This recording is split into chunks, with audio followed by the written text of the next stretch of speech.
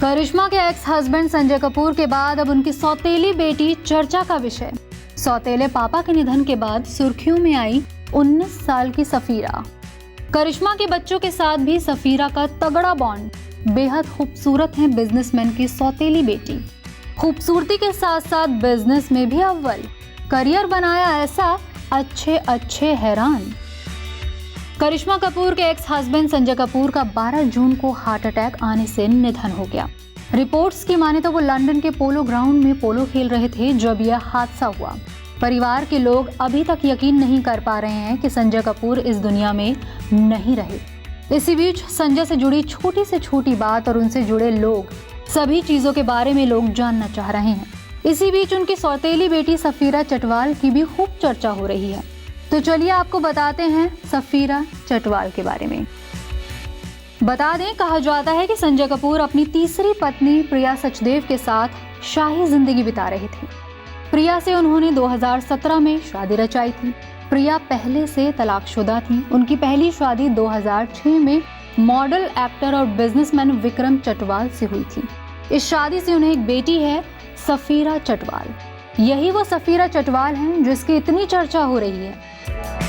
बेटी का करिश्मा के बच्चों के साथ भी काफी अच्छा बॉन्ड है। वो उन्हें अपने भाई बहन की तरह ही ट्रीट करती हैं।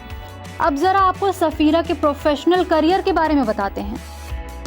सफीरा चटवाल 19 साल की हैं। वो इंग्लैंड के मार्लोबोरो कॉलेज में पढ़ती हैं और उनकी दिलचस्पी अंतर्राष्ट्रीय रिलेशन और समकालीन भू राजनीतिक विषयों में है। सफीरा का इन विषयों पर ध्यान भारत में रहते हुए ही गया था। आपको बता दें, वो डिप्लोमेसी 2030 की फाउंडर भी हैं।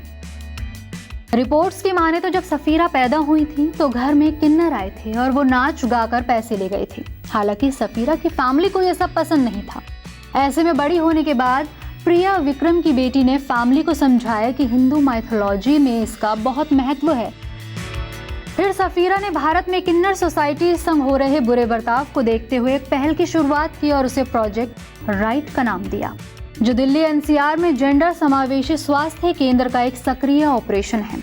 उनका लक्ष्य भारतीय ट्रांसजेंडर समुदाय के लिए चिकित्सा संसाधनों तक पहुंच बढ़ाना है।